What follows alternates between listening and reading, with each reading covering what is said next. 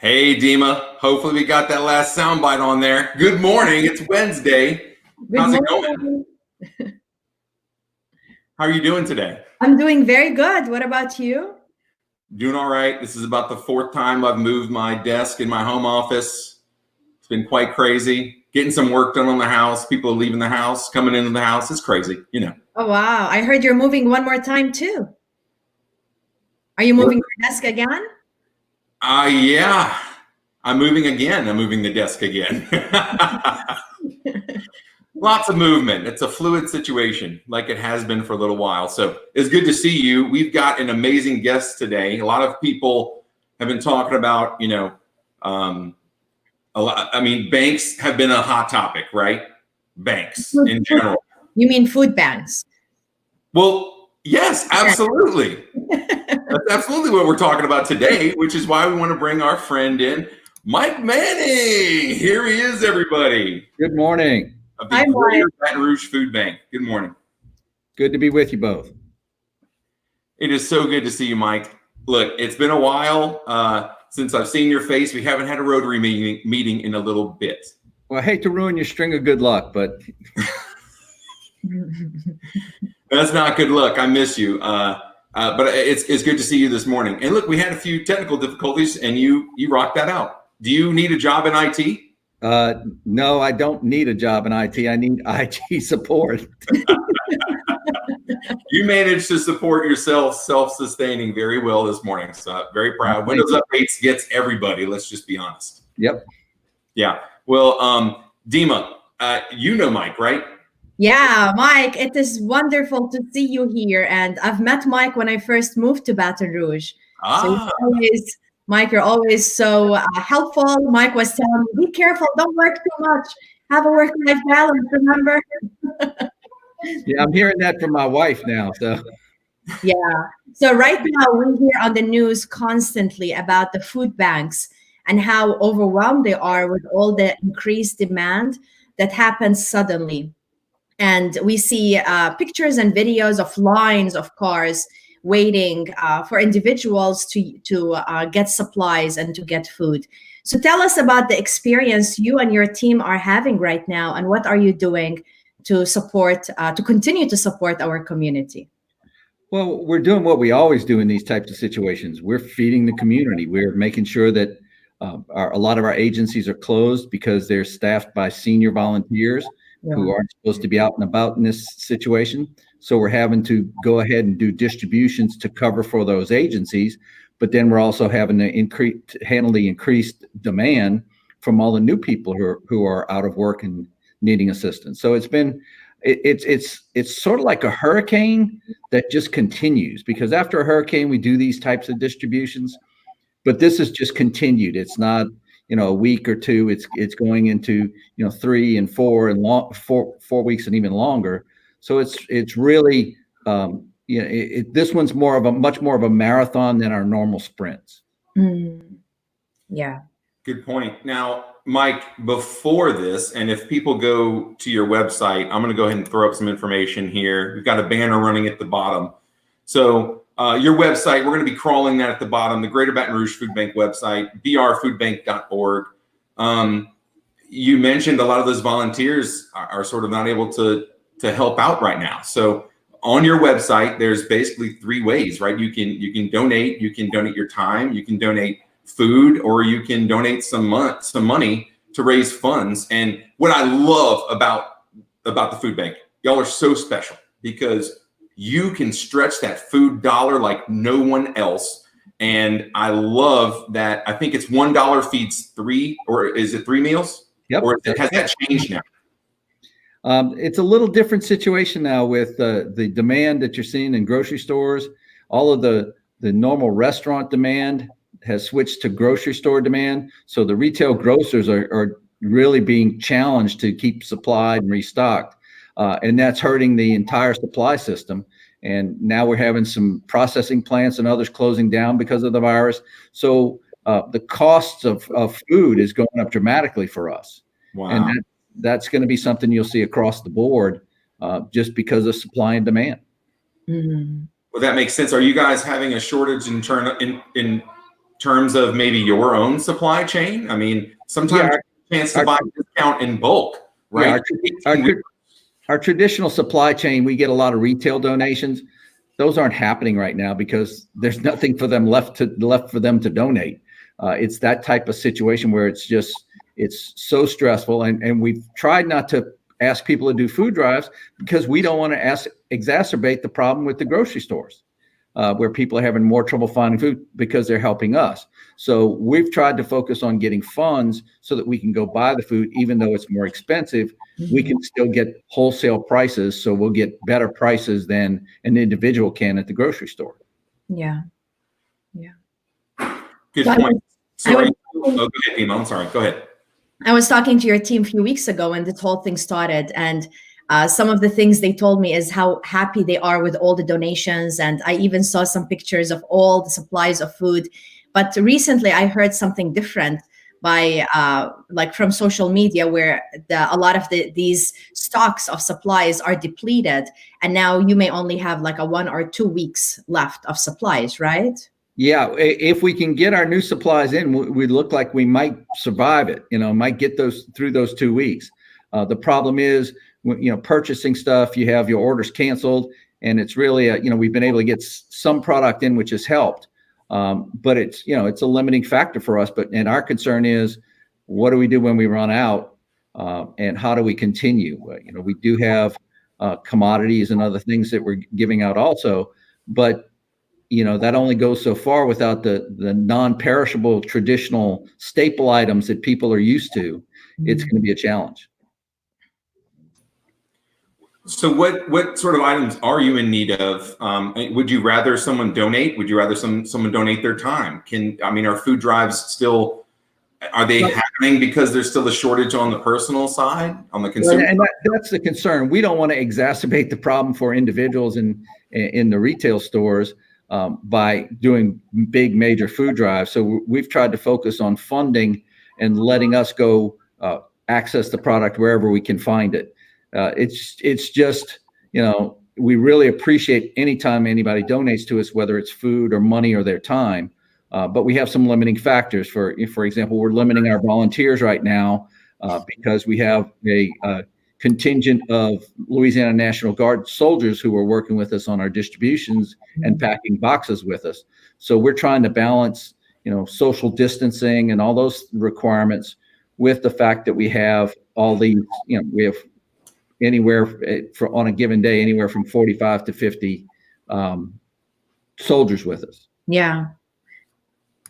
Wow. Yeah, I saw pictures of that too. And it is interesting how so much changed very quickly, and also the demand. So everybody is in need right now. Everybody, whether it's like all organizations that are supporting the community, they're asking for help, and the problem is we don't know how long. That's the uncertainty makes it even harder and harder for all of us. And the support systems weren't built to handle this kind of volume. The types of volumes they're seeing for SNAP, for unemployment, they're at levels they have never seen. So it's, older systems that are trying to keep up and catch up when you have state offices all closed. So everybody's working from home on top of that, which creates additional challenges. So it's added to the length of time that people are in need. And, this CARES Act money and those types of things are coming, and people are starting to get that. So we're hopeful that all those things start coming through and start mitigating a little bit, so we won't be as challenged as we are. But there are going to be a lot of people who are still going to be in need when we come out of the backside of this. Mm-hmm. Yeah. And I talked with Janet, with your team, about individuals that cannot come to the food bank, and they're home, whether they're elderly, they're afraid of leaving their home, or individuals with disabilities. So there's like all kind of layers of need that we have in the community right now. Right. And we've been doing a lot of outreach through organizations as they make us aware of those individuals. And we have people who will represent them to pick up from us at our distributions, those types of things. But it's really about making the connections and making sure that nobody falls through the crack. Yeah, you're right. Yeah. So you mentioned earlier that you feel very tired. What are you doing to take care of your health during this time? So now, right? You were telling me to take care of my health. So what are you doing? I'm taking Sundays off. Good. At least generally speaking.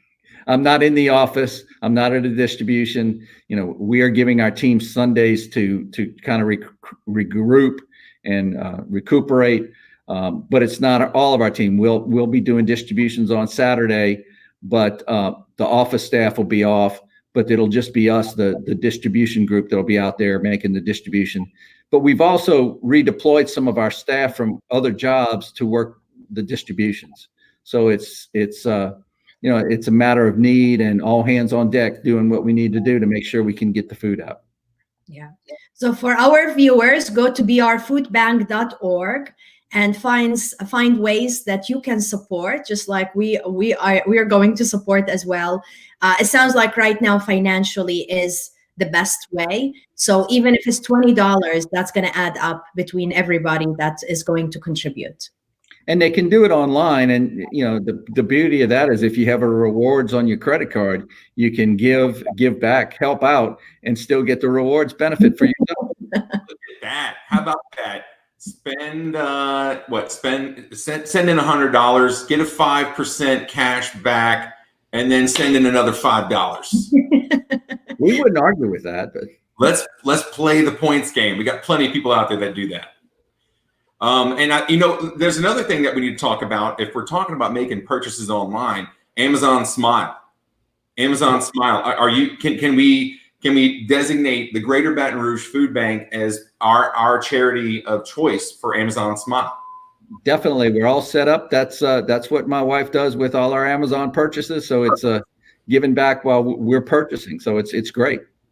That's great. So do that. And then the credit card rewards, right? It's all just kind of compounding on one another. That's a great way to give back and stretch that giving dollar as much as you stretch that food dollar. So, Mike, can I bring up some pictures from what was it? The Rotary at Home, I believe, or we actually went on a trip to the Greater Baton Rouge Food Bank when we normally would go to a Rotary meeting. And I chose to go to your site. Can I show you some pictures and maybe talk us through that? Because this was this was, I think, June of 2019. So it was last year, and I had the choice to pick from a whole bunch of awesome places. But Food Bank by far has been extremely, inspiring for me because of what y'all do. And I don't think the community hears enough about you. So I want to show them more about you, since a picture is worth 1,000 words. Let's roll through about, 15 or so pictures here. So this was the first one. I mean, you're talking to us in your building. It's huge. How big is your building? It's 172,000 square feet under roof. 170. What was this building before? It used to be the Franco Furniture Store and showroom and warehouse, and then they also had their mattress factory on the back far end of this facility. Okay, I like that. So then you have so much to tell us. This was just, I think you were opening the floodgates for us. I see some Chiquita bananas, and there's some other things back here. Well, we use the banana boxes to distribute product because they're great for putting in up to 30, 40 pounds, because they're very well constructed. So that helps us. So they're really more for distribution purposes. And you can even see them up there in this part of the slide. I've got my mouse kind of running over it. It's kind of hard to see, but those are really thick boxes. I worked at over on Anselmo Lane at Associated Grocers, and those are some quality boxes, right? Yeah, they're tremendous. So this is just a normal aisle. Look how much food you have here. I think when I went, this wasn't all stocked up. You had plenty of free space. Yeah, and that's normally the situation. We normally cycle through, we distribute more than 250,000 pounds a week. So we're just cycling through more than 1 million pounds a month. So it's a big number, and it's a lot of volume, and it's constantly in and out. You said 1 million pounds a month. Yeah, roughly. We're a little over that. Last year we were a little over that. We probably will be a lot more over that this year. Wow. So this was also cool. I took this picture and then I realized you don't get the full spectrum. You don't get the full experience. This is really what that room looked like. And it keeps going. That's what you told us that. You warned us that this is like a couple football fields. You're going to keep going. I always tell the story when Ron Zappi, before he passed, was here. He had worked with the food bank and he came to see the new facility before we were renovated and everything. And we kept walking through and he kept, as we moved to a different room, he'd go, "Are we still in East Baton Rouge Parish?" And when we finally got to the end, he asked, "Are we in Mississippi?" So it really is a large facility. It's tremendously, we're so tremendously grateful to have the opportunity to have it, because we used to be in a 29,000 square foot facility.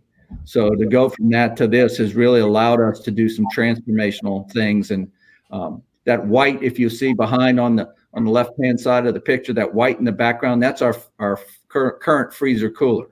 Right. I don't think I got any pictures of that, but that was quite, I mean, it's large. Yeah. I mean, those walk-in coolers are something else. Again, when I worked at Associated Grocers, that was the cool spot to be in, literally, right?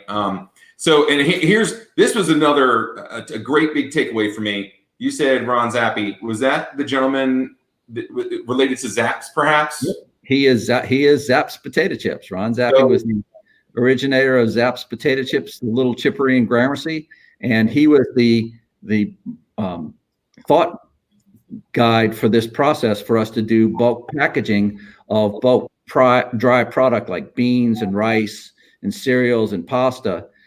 And he was going to give us the equipment from his stockpile of equipment that he has at the chippery. It's basically the same equipment that they use to bag the chips.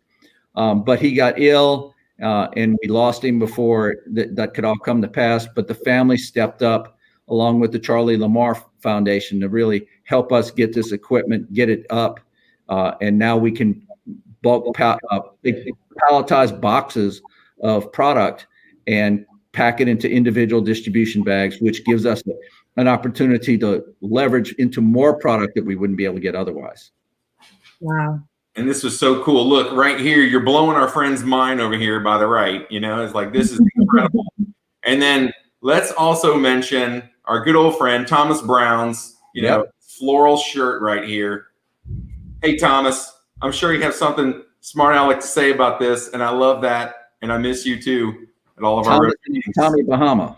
Tommy Bahama. Look at that. I love it. But this was such a cool room. You don't really get a chance to see this very often.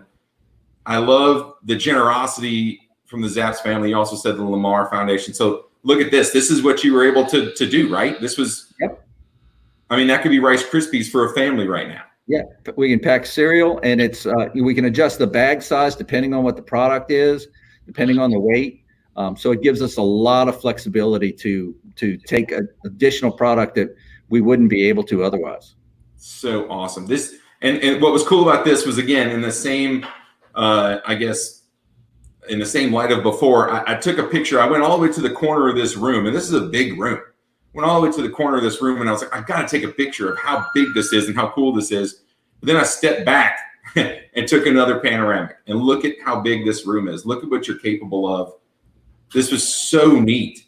I mean, you take stairs to get up there, and I'm sure filled the product. This was really a unique tour for me, and I know you get to see it every day, but didn't you say this was like one of 4 machines or something? This is not very common, if I remember right.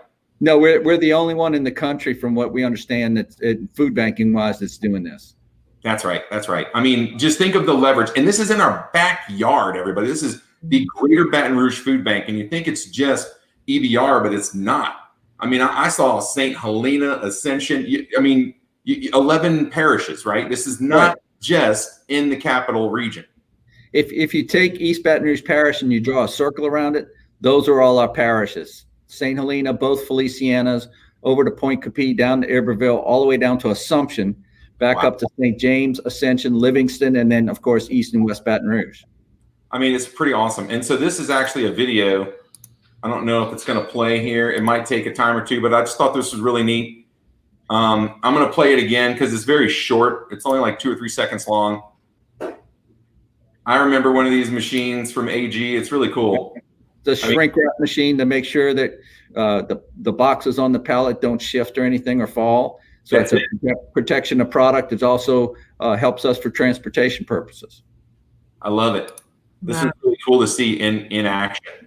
And so we have a few more photos here. Can you tell us a little bit about this part? This was, I can see the cooler, right? Is that correct? Yeah. The cooler's to the right. That's right outside the cooler's the receiving area where we basically take all the dry product into. You can see it lined up behind me there.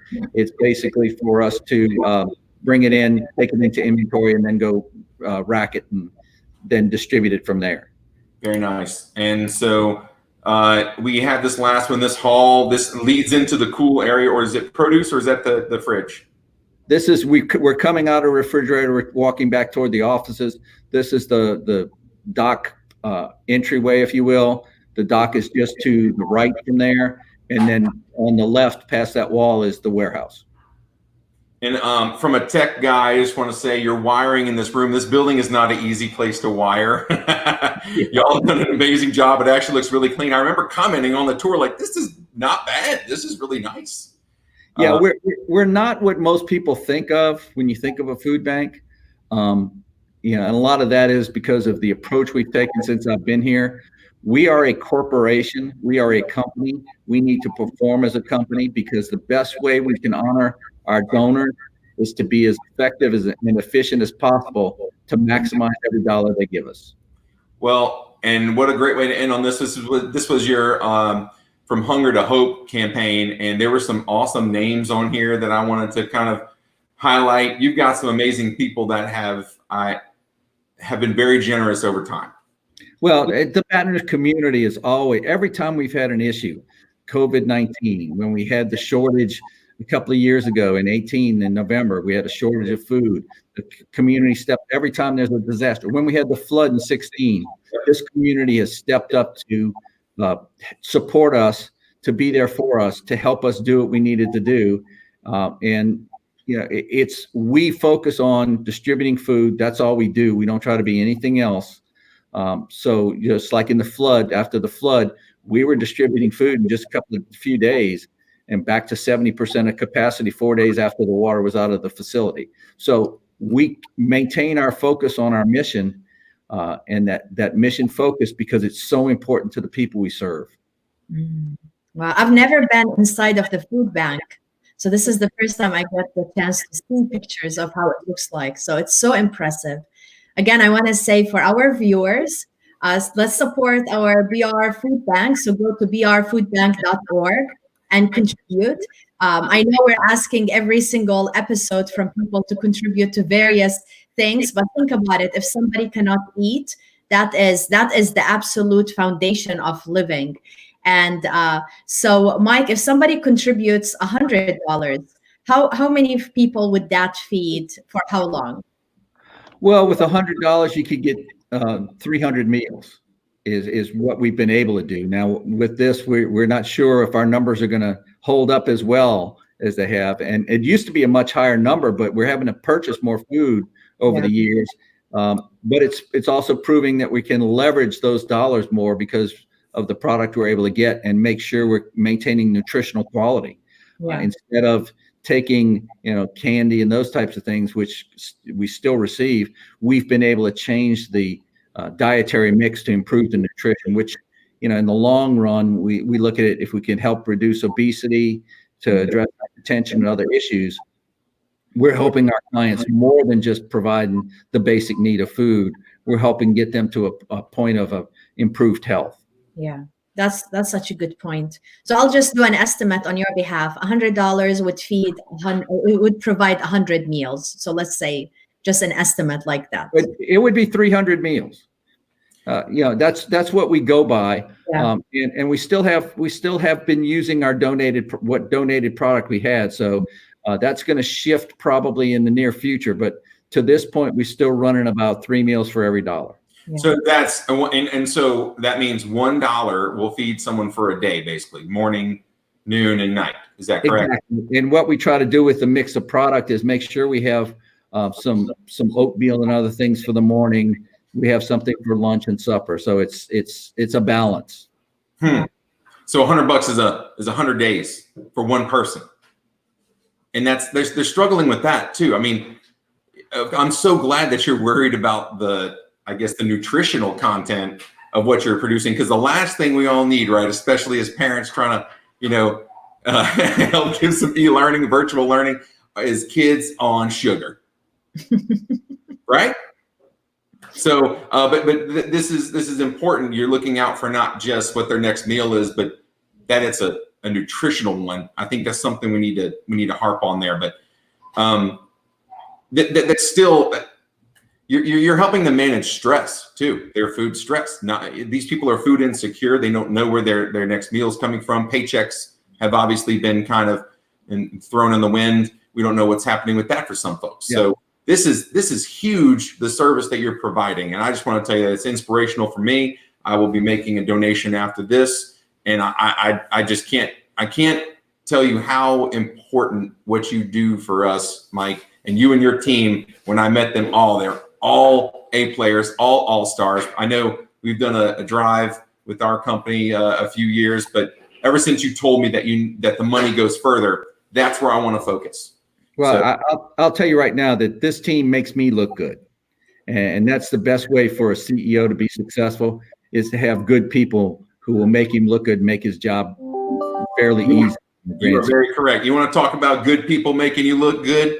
Mr. Henry Tobias, who's here doing all the work, Unique Communications LLC, he just killed it for me. And I love you, Henry. Thanks, man. Thanks for everything, brother. You always have guests. You always have something going on. A special guest with Mike and Henry. Oh yeah, that's Henry's going to help me move my desk upstairs, so we don't have the studio audience that we've been having the last few weeks.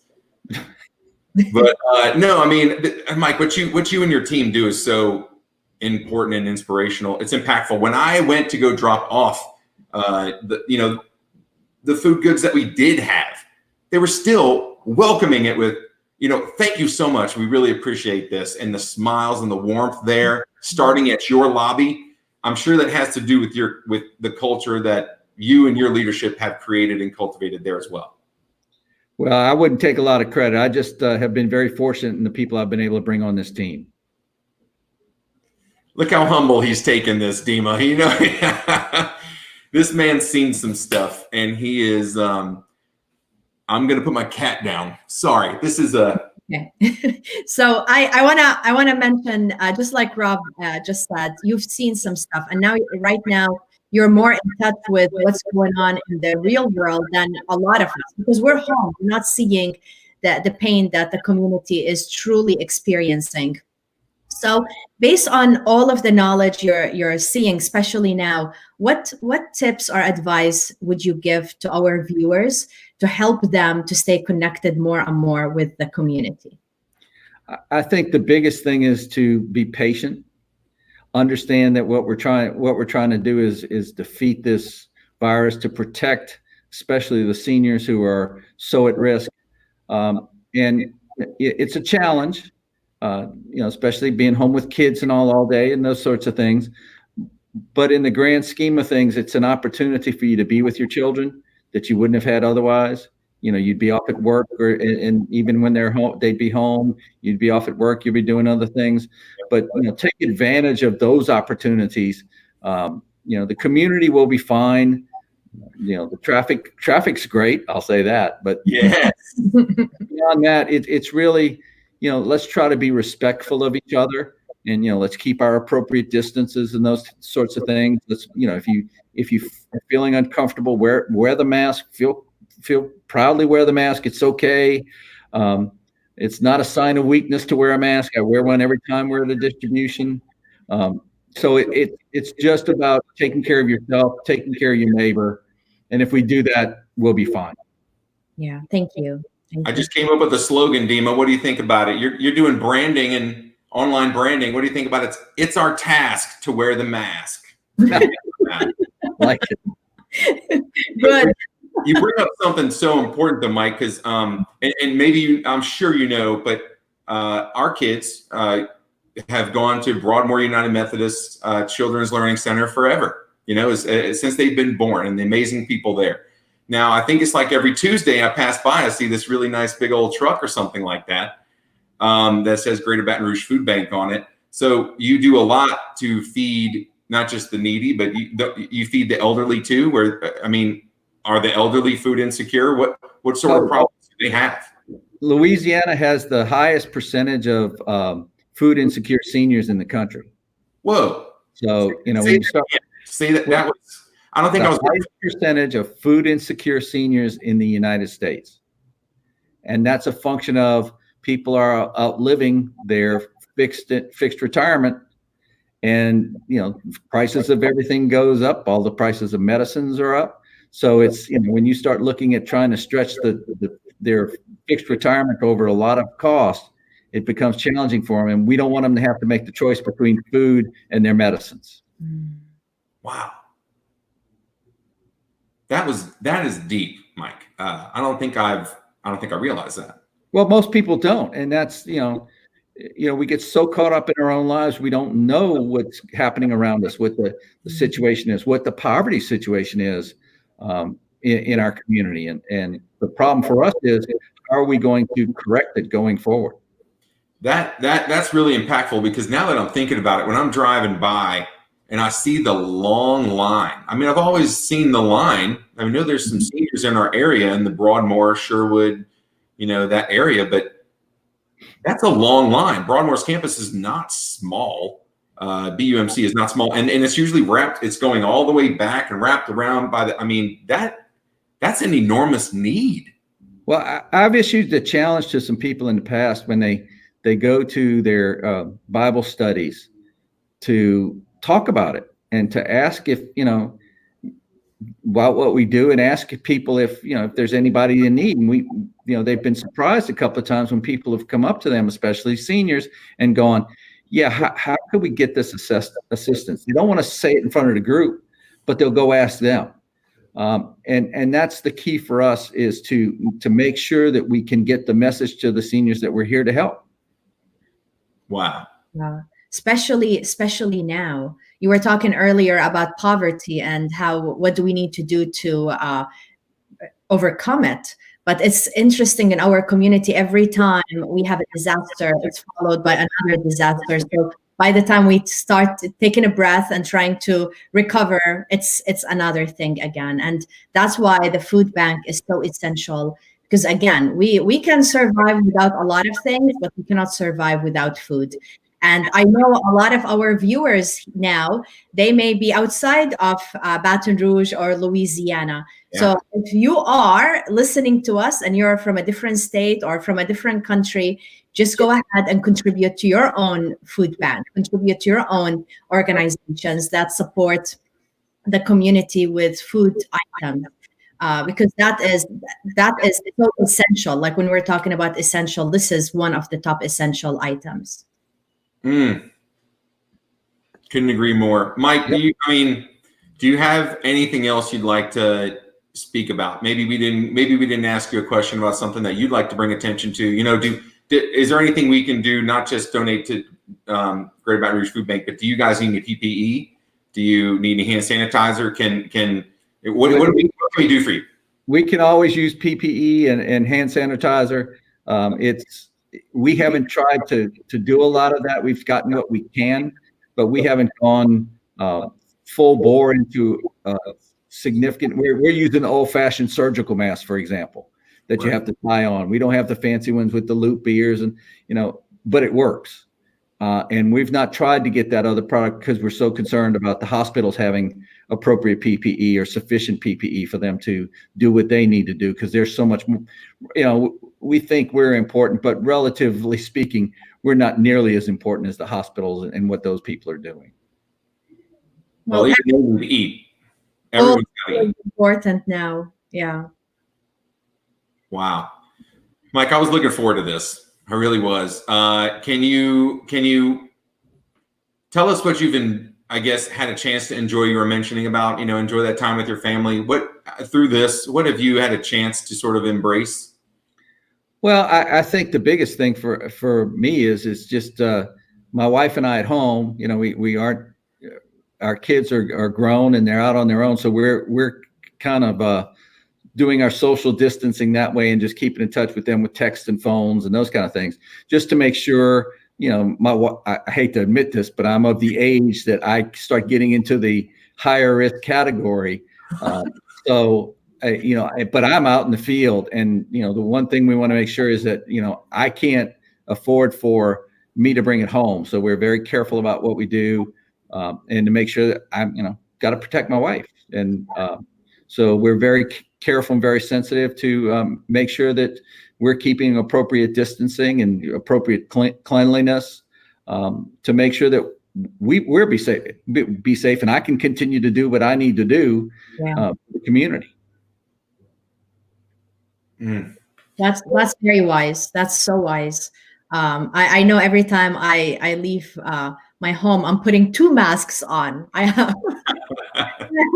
have gloves, and we have to do this. And I know a lot of people out there, they're starting to question this whole COVID-19 and think that it is not a reality. And whatever, and we just need to be wise. We need to be careful, and for our health and for people that we love. Yeah, you got to take care of each other. Yeah, absolutely, especially during these times. Well, Mike, you are such a blessing to all of us, to our community. Thank you for being so amazing. Thank you for being a great leader and having a wonderful team that are always so professional, so easy to communicate and work with. And I'm going to encourage our viewers for the 3rd time, go to gbrfoodbank.org and contribute. And it is something that is like we all can help with, even with whatever dollar amount it is. Well, thank you for that. I appreciate it. And it's good to visit with you both. Thank you. Have a great one, Mike. All right. Take care. Give our love and stay safe to everyone over there, your team at home, and to your work family as well. Great. Thank you so much. Bye-bye, everybody. Bye. Thank you, Mike.